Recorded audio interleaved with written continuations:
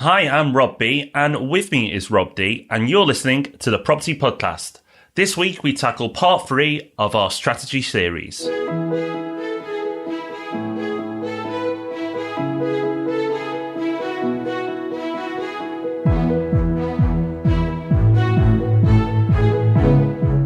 Yes, thank you for joining us for part 3 of how to create a property strategy, which coincidentally is also episode 150 Woohoo! of the Property Podcast. It's only a number, but it's a nice number, isn't it? Well, it's a special number because one, it's 150 and that sounds really cool, but actually it means that we're very, very close to exactly 3 years of podcasts, which is awesome. Yeah, really, really cool. And how to create a property strategy is obviously something that we are both super excitable about, and with good reason, because it's at the core of everything else that we do in property. So today we're going to be talking about how to actually take the strategy and translate it into action. So the whole of this year so far has had a bit of a theme. We talked about goals, first of all. Then we talked about the considerations behind choosing a strategy. Then last week in part 2, we talked about some of the strategies that you can adopt, but there's still some work to be done from there in terms of actually really locking down exactly what it is you're going to do and then taking action on it and reviewing progress as you go.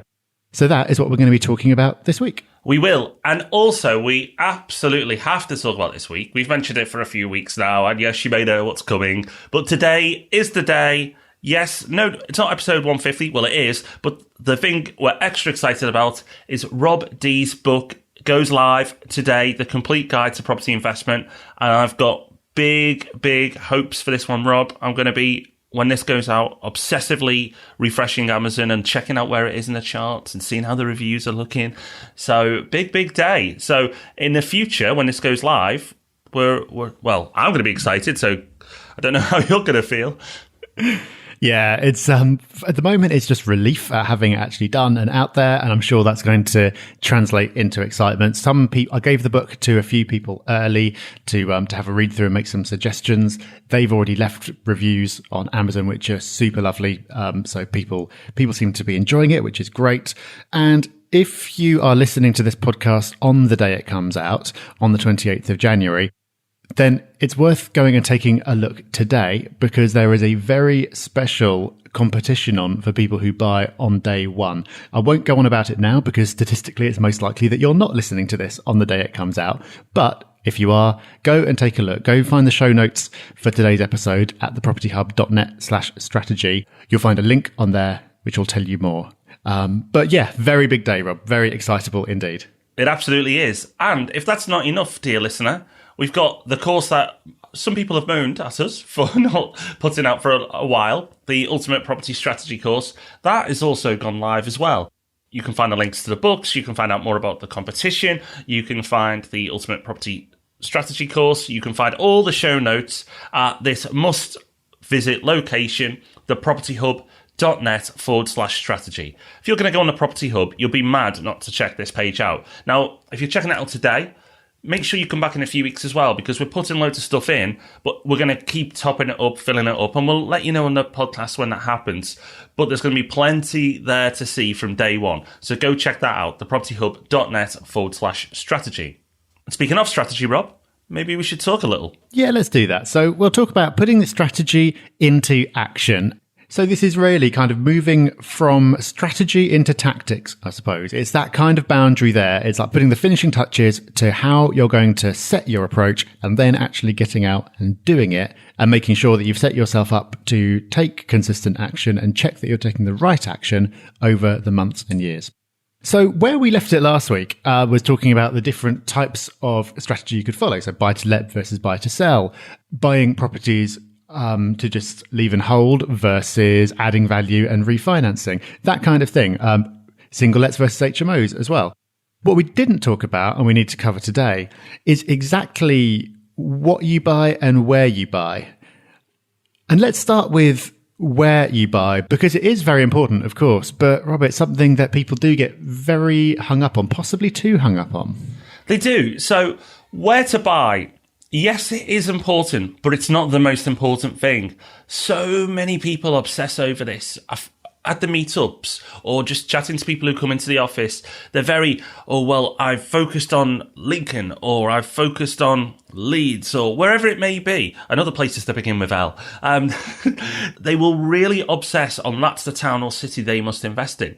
Now, that's not a bad thing to research an area, and it's something we said you should do. However, finding a good area doesn't mean you're going to find a good investment. So I think it's important to say that first. However, if you are looking at an area and you are taking the advice that the deal is just as important as the area that you're looking at, then one of the things you need to look at is growth. Now, remember last week's news story? We had a look at some areas just absolutely dominated the market over the last 20 years, and other areas have really struggled for growth. I mean, they've done well and they've beat inflation, but they've, compared to some of the best performing areas, they've really struggled.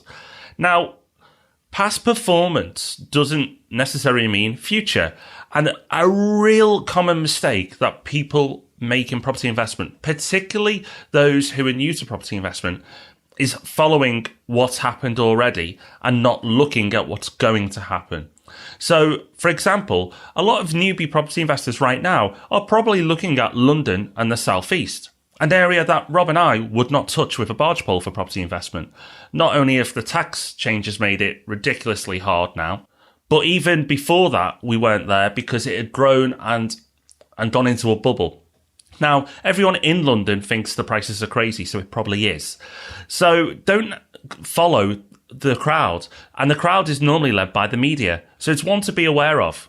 Yeah, where you buy obviously affects what growth you're going to see in the future, also affects your yield and your demand. So because of the differentials in price, some areas are much more high yielding than others. Also, demand is a factor. Tenant demand generally across the UK is extremely strong at the moment. But we've seen from running yellow lettings that there are certain areas where you'll put a property on and your phone will instantly just start ringing and not stop, and others where it takes a little bit longer. So all these factors are important, but I think that where people sometimes get led astray is that all the factors that we've talked about apply equally as much to the location within a city as to which city. So if you buy in the city centre, you're most likely to have stronger growth, but you're probably going to have lower yields than some outlying areas. Also, demand is generally strong in different parts of town for different types of tenants. And that, I think, is kind of the link between what we've been talking about. Because yes, where you buy is important, but where you buy is important at a very localized level. So the majority of investors don't take the approach that we do, which is I don't really mind where I buy in the UK because I'm going to be hands off. Most people will choose a particular city or town, probably one near where they live.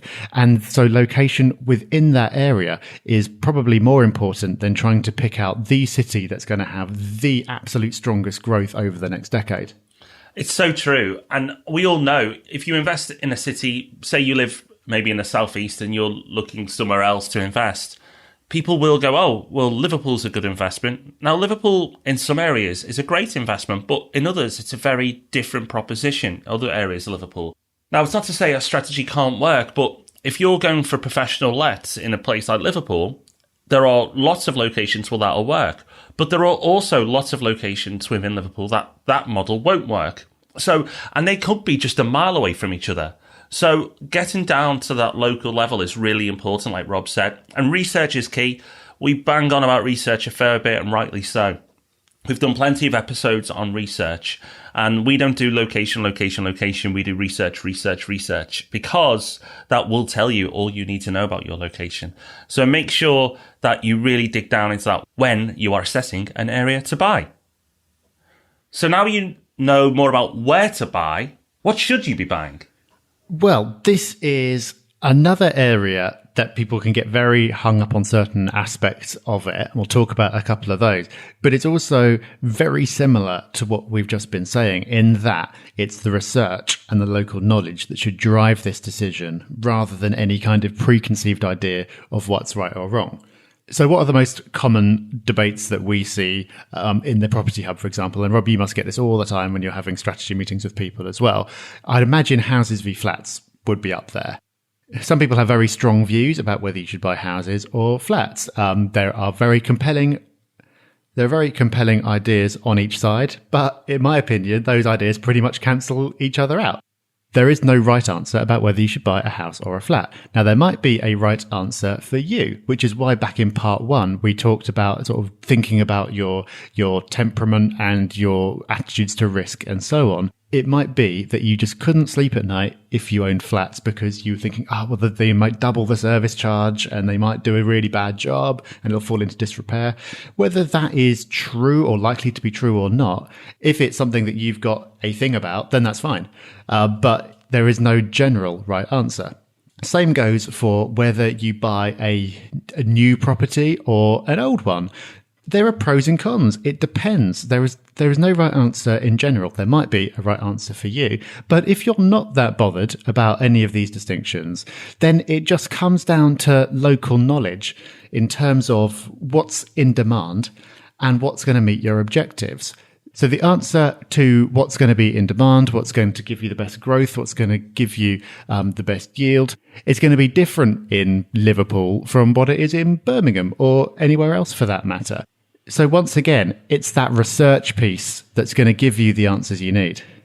Yeah, property's great because so many people have opinions, but people almost get religious over some of this stuff. Like flats are the devil. No, they're just an investment option that's right for some people. And like old and new, some people will only ever buy new or nearly new properties, and some would never touch them. It's incredible. Now, are they right to be that passionate? Probably not. That level of passion is disturbing. But are they right to exclude it from their portfolio? Possibly.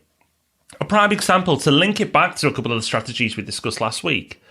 If you are time poor, you're in it for the long term, you want the minimum hassle in your life from property, you just want to buy, get a professional letting and forget about it, then you're probably going to go down the path of flats, maybe small houses, and new type of properties. That's what I do. Not necessarily always brand new, but nearly new. If you are looking to add value, then a house is going to be better, and probably an old house at that as well. So you can do something with it, maybe extend it or just improve it and then flip it on or refinance wherever that strategy is. So you can see there's no definite answer for everyone. It's going to depend on your strategy. And this is why it's a 3-week topic, because we need to link it all together. It's not just, should you buy a house or a flat? Well, it depends, and it depends on your strategy. So go back to week 1, week 2, and now with this knowledge, it should all start to come together for you on what you should be looking at. So if we were to sum up all the points that we've talked about so far, the final link in your strategy is what and where you buy. The answer to any of those things isn't going to be found in a book or in a forum or anything else. The answer is going to come from research. So doing the research is absolutely critical. But of course, you can just end up researching forever and never getting anywhere. At some point, you need to actually get started. And that sounds really simple. It's just like, decide to get started. But Rob, you see people fall down at this point all the time and fail to take everything that we've done so far and actually translate it into action. Yeah, we have an exaggerated view of property investment because we deal with so many property investors. So the majority, probably 80%, fall into, I'm going to get going with this, and they do. And then you've got the 10% extremes, the 10% who go in all guns blazing without doing any research and just buy whatever. And then you've got the other 10% who say they're going to do everything, buy all the books, go on all the courses, attend all the meetups, but nothing's happened for them. There's always a reason. And the reason is they're probably looking for something that isn't there, a perfect investment. We said it before, but it's still relevant. You're looking for very good, not perfect. There's no such thing as a perfect investment. Now, a great tool to stop that happening is set a date. Set a start date and tell people about it. So go, right, 1st of March. I would have done all my research, and then in March, I'm going to be putting several offers in, and I intend by no later than the end of April to have a property in the purchasing stage. So set yourself a date and tell people about it, because if you do, you're far more likely to go through with it, because you'll start to get embarrassed if months and months and months. And I know people who I've interacted now who've been looking at this for years and still haven't done it. And they've just watched the market go. They have a lot of regrets, but what they have more of is fear. Yeah. So set a start date where you're going to draw a line under your research. Don't fall into the extremes. Don't be someone who just rushes in. Go through this whole process, but also make sure that you kind of realize when enough is enough, because you're never going to know it all. Now, because you're never going to know everything, you're never going to be able to guarantee success. There's a big possibility that fear or procrastination could take hold, because, it is scary. If you're doing it for the first time, you're going into something where basically you've got nothing to guarantee that you're going to be successful other than kind of trusting in your own research and hoping that you're right about various things. So it's natural to be scared. What you can do in that situation is either talk to someone who's already done it. That's why things like the meetups and the summits and the forum are so powerful. Or just sit down on your own and make a list of all the things that can go wrong and what you can do if those things happen. Because often we get into this sort of fog of fear where you're really worried about something, but you can't pin down exactly what it is that you're worried about. And if you actually put down on paper, if you list out all the things that you're worried about, then you can just put next to each one, okay, I'm worried that the boiler will break on the first day that I buy it. Then what do you do about that? Well, okay, I will put £1,500 aside. So if that does happen, I'll just pay for it and I'll factor that into my figures. And then when you list all this stuff out, you'll realize that actually, once you've determined what you can do in each situation, the worst case is probably not as bad as you first thought. So actually taking that perfectly natural apprehension and pinning down what it is and what you do about it is a really powerful tool to get over it and start moving forward. It is. But the next thing you need to do to move forward is don't go alone. Start to build your team. So we talked about your team before. So are you going to use a mortgage broker? We hope so. We've given you enough advice that you should do. A solicitor? You have to. Are you going to use an estate agent for the local deals that you're looking for? Are you going to use a property sourcing company? Are you going to use a letting company? You need to look at this and then start to build your team. Make sure that the people you want in place, you may in your head think these are the people I want, but reach out to them. Make sure that they can help you. Make sure that they operate in the areas that you want, or make sure that what you're planning to do fits in with their strategies as well. So reach out to these people and start building your team. Don't waste their time. These people probably get, if they're any good, contacted a lot. An awful lot, because they're in demand. So make sure that if you are brand new to this, you've set your date, you are committed to moving forward. And then when you get your team, they'll know to take you seriously, because after a few months, you've taken action and then you can carry on with those relationships and build a long-term, fruitful relationship with them. So build your team. That's definitely the next step. But there's one final step that you must take to get starting, and that is start. Yeah. Absolutely. You can do as much research and learning as you want, but the real learning really does begin when you make your first investment. I think if you are in that position, you'll find that however much time you've put into research and reading all the books and going on courses or whatever, when you actually make that first investment, it'll be a crash course, and you'll realize that the things that you learn in just a few months will exceed what you could have learned in years of just kind of learning it in the abstract. It's something where we can just say it, but you're not going to really understand it until it happens. But back me up, Rob. It's true, isn't it? It absolutely is true. Now, it's not to say that education isn't important, because we'd be out of a podcasting job, even though it's free. But education is massively important, because education removes a lot of fear. If you understand situations when they arise, then the education you've got in the background will give you the confidence in those situations. However, as Rob said, it's like an accelerated learning platform when you invest. We're really lucky because not only do we have our own portfolios where we've learned from, because we work with so many investors and speak to so many investors on a day-to-day level, it's like we're living through them as well. So that's why we end up having to do 150 podcasts, because we can't keep it in our heads. We have to get it out. But the learning absolutely accelerates, rockets, goes through the roof when you start. Starting is the best thing you can do. Trust me, the first investment you do will not be the best, even if you do more research on this one than any other. But what it will do is teach you the most. So make sure you start, because actually by starting, it means then you can do better on your second, third and fourth investments in the future. Yeah, definitely. And then as you move forward to future investments, the one thing that you can be sure of is that you won't have been absolutely right about everything. Once you've set a strategy and you've started executing on it, that is not that. It's not set in stone forever. You don't just put the blinkers on and go for it and expect to get to exactly the right place. You have to review your progress and change course as you go along. Strategies are always evolving because some of the assumptions that you would have made will not have been accurate. And also your own kind of priorities and feelings around it will change over time as well. You're setting a strategy based on all you can know, which is what you know about your past and your present. But who knows what's going to happen in the future? You might realize that while you thought that running an HMO would be absolutely brilliant, you actually can't stand it. You might come into a load of money, which means that it's going to change your approach because you don't have to work your capital so hard. You might have a change of family circumstances. Anything could happen. So you've got to review your progress and change course. Also, of course, you do not know what's going to be happening in the wider economy. Anything could be happening. So reviewing your progress and changing course is a critical part of your property strategy. So there's two parts to this, really. There's making sure that you keep making progress, and then there's actually reviewing to make sure that before you set your next set of goals, you're going in the right direction. So to help you with the first part, there's a tool that we've put together, the goal setting Trello board. You'll find the link to that in the show notes at thepropertyhub.net/strategy. You'll probably find that really helpful as a framework for setting your goals as you go forward, and also setting quarterly objectives that work towards the bigger goal.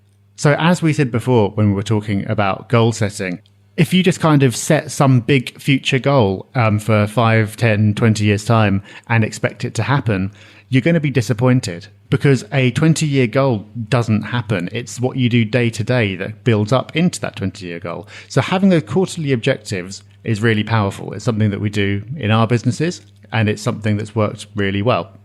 So make sure that having made that start, you don't lose that momentum. You carry it forward and keep going and put that learning that we talked about into action.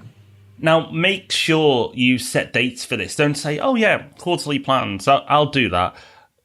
Set dates. Don't just go, oh yeah, I'll do it, because it won't happen. And this is the same when it comes to an annual portfolio review. Makes sense, doesn't it? Every year, look at your portfolio, see how they're really performing against the expectations you had. Sounds like a great thing to do. It won't happen unless you set dates. So set dates, put it in your calendar now. Go to the end of the year, block out a day, and put it in big caps, annual review, annual property review. And make sure you commit to that. And you'll go through everything that you have that day in property investment and review of all the deals that didn't happen, review all the deals that did happen, review all your historic property investments, and just see how they're performing. You might save money by getting on better buy-to-let deals. There's loads that can come from it. So make sure you do. Do that with the quarterly planning sessions as well. And as Rob said, get hold of that Trello book. The next thing you can do is start to look at the property cycles to inform your next moves. Now, where we invest is very much led by this. And this is where I take the RMP investments as well. They're not led by where the deals are. They're led by where I want to go personally. And that's the direction I take the company. Now, you can look at the 18-year property cycle podcast we've done from this. In Rob's new book, he really goes into details about the cycles and how you can use them to your advantage. So you might want to check that out as well. But look at the 18-year property cycle, look at where we are now, and start to come to your own conclusions about where you think the market's going. We've talked about this in our predictions episodes, so listen to those as well. So many resources this week, but listen to those as well, because it'll give you an idea of our thinking of where we are in the cycle right now too. So loads to think about. Now, don't worry if things don't go to plan, because, you might have listened to all 3 podcasts now. You might be doing everything that you should be. You've probably set your goals. You've prepped yourself ready for a strategy. You've picked your strategy. You found the area that's best for that strategy, the types of properties. You've set your date. You get going. You get your first investment, and it doesn't quite go to plan. As Mike Tyson once said, everyone has a plan until they're punched in the face. But it's how you adapt that counts. Things will go wrong, and that's a little hint to the next couple of podcasts we're going to do, which we'll talk about in a bit. But things do go wrong. rarely are they a complete disaster. They may seem pretty bad at the time because you had this utopia view of your property portfolio and how it's going to be. But rarely are they disastrous that it's going to rip your portfolio apart. More often, it's just inconveniences. But don't worry if it happens. It's about the bigger picture. Things will go wrong in the short term occasionally, but it's about the big picture, what the whole portfolio is doing for you and where you're going that really counts. Yeah, absolutely. So as Rob said, a lot of resources in there. The place that we are collecting them all together is thepropertyhub.net/strategy. So head on over there. You'll find links to the rest of the series, to the Trello board, to the courses, to everything. And we will be adding more and telling you, of course, when we do. Hopefully this whole series has clarified a lot of things for you. Hopefully you're now in a position where you're ready to move forward and form your strategy. If you've already been investing for a while, as we've said, you've got to be reviewing your strategy regularly as well. So all of this is completely relevant to you. But ultimately, of course, you do just have to go and do it, even though you're not sure that you're doing the right thing, even though a whole number of things could go wrong.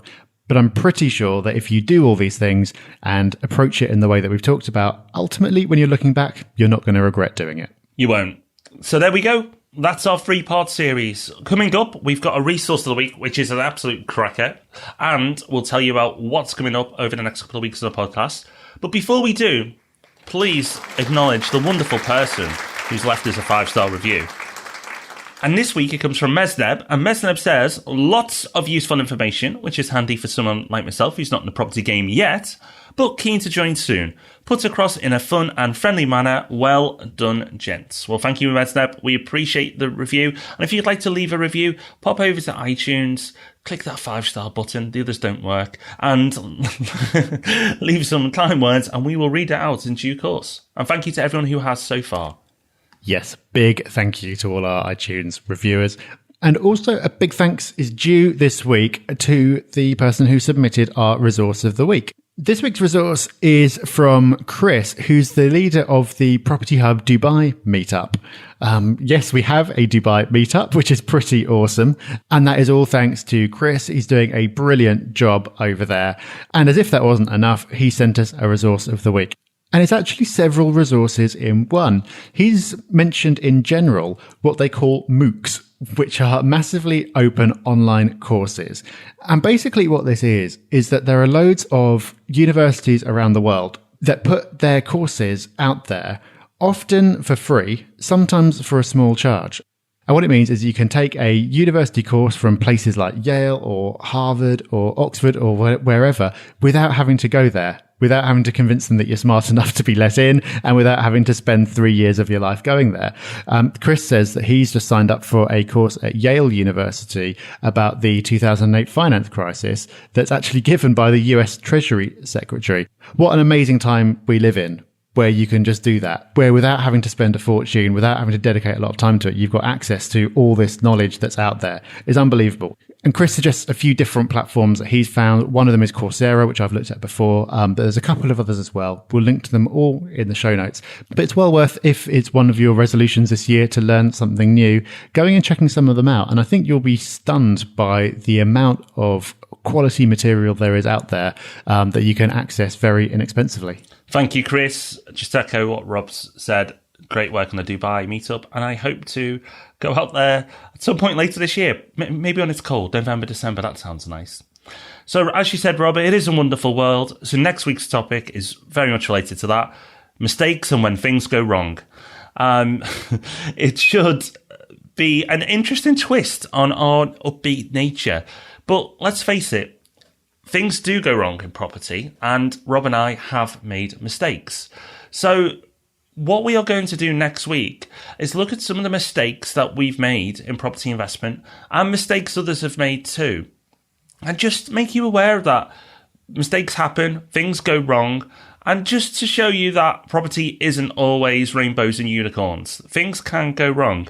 And then the week after, we're going to look at the risks of a lot of those things and show you how to minimize them, if not eliminate them altogether, in the week after. So we've got two, which may seem slightly downbeat episodes coming up compared to the upbeat stuff we normally do. However, I think they're going to be amazingly valuable because you can learn from the mistakes, the more common ones or our own ones, and make sure you don't do the same. And then find out how to minimize the risks the week after. So 2 really interesting podcasts, and I'm really looking forward to them. Yeah, this is all the stuff that you're not going to get told about on the £15,000 course. That's where everything sounds brilliant and you're going to be a millionaire by next week.